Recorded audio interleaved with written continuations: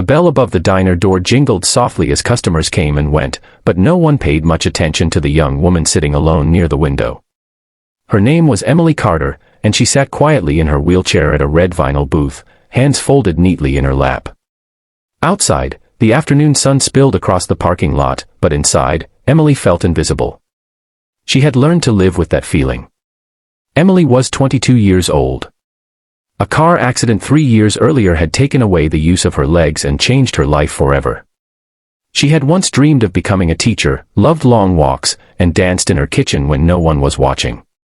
Now, her world had shrunk to careful movements, patient smiles, and the constant awareness that people often saw the wheelchair before they saw her. She had come to the diner because it was familiar. Safe. Or so she thought. Emily's younger brother, Ryan, usually came with her, but today he had been delayed at work. She didn't want to cancel. She wanted to prove, to herself more than anyone, that she didn't always need someone beside her. She ordered a grilled cheese sandwich and a milkshake and waited, humming softly under her breath. That was when they walked in.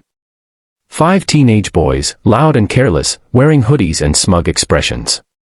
They looked like they owned the place the moment they stepped inside, laughing too loudly, shoving each other, ignoring the annoyed glances from other diners.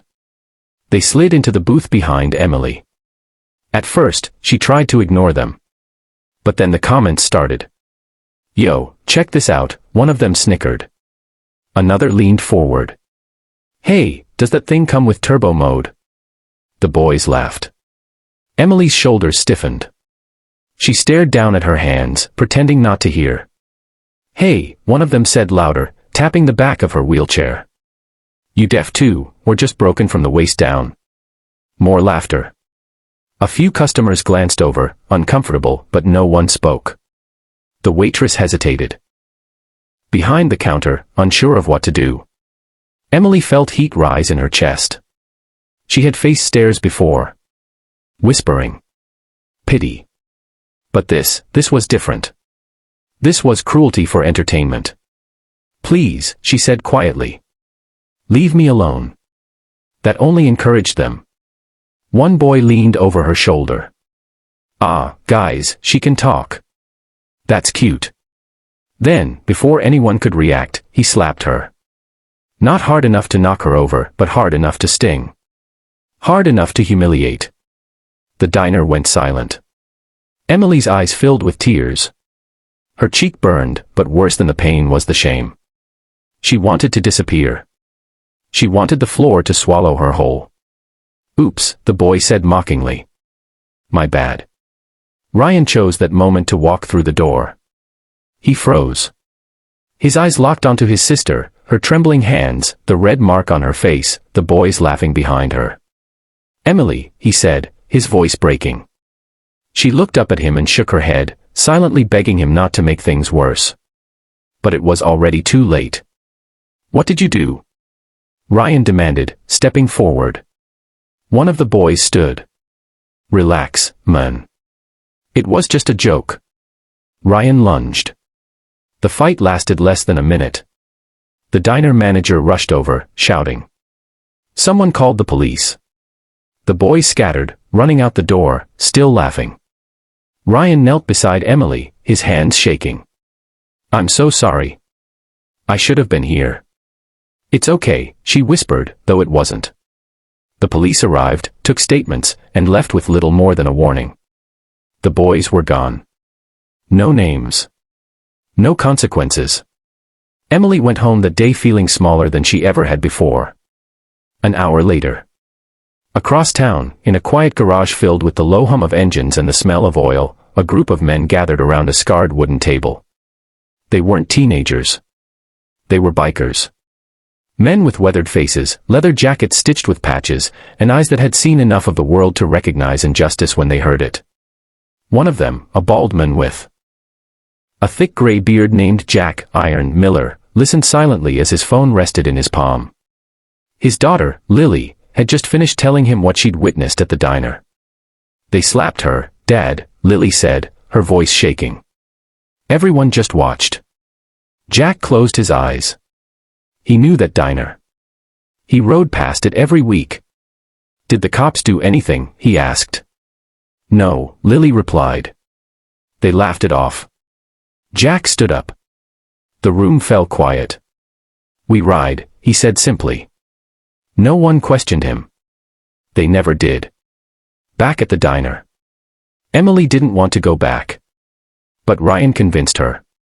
You shouldn't have to hide, he said gently. That place doesn't belong to them. Reluctantly, she agreed. They returned an hour later, sitting at the same booth. Emily stared at the door, her heart racing every time it opened. Then the ground seemed to vibrate. The sound of engines rolled through the parking lot like distant thunder. One by one, motorcycles pulled in. Black leather. Heavy boots. Calm, purposeful movements. People turned. Forks paused midair. Conversations died. Emily felt her breath catch. 5 bikers walked through the door. At their front was Jack. He scanned the diner slowly. Not aggressively. Not undeliberately. His eyes settled on Emily. He walked toward her. Ryan tensed. Jack stopped at their booth and knelt slightly so he was eye level with her. Miss, he said softly, are you the young lady who was hurt here earlier? Emily nodded, unsure what to say. I'm sorry, Jack said. That should never have happened. Tears slipped down her cheeks. No one had said that yet. Jack stood and turned to the room. Anyone here know the boys who did this? He asked calmly. Silence. Then, a shaky voice from the back. They come in sometimes. Jack nodded. We're not here to hurt anyone, he said. But we are here to make sure this never happens again. He looked at the manager. Is that clear? The manager swallowed. Yes. Very. Jack turned back to Emily. My club rides for PEO. Who can't always ride for themselves, he said. If you ever feel unsafe here again, you call this number. He slid a card onto the table. Emily stared at it, stunned. Thank you, she whispered. Jack smiled. Not the hard smile people expected from men like him, but a warm, fatherly one. The bikers turned and left, the bell jingling again as the door closed behind them. The diner exhaled. Aftermath. Word spread quickly. The boys never returned. The diner posted new rules.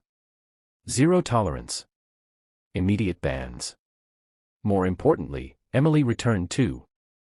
This time, when she rolled through the door, people smiled. The waitress remembered her name. Someone held the door open. She wasn't invisible anymore. Weeks later,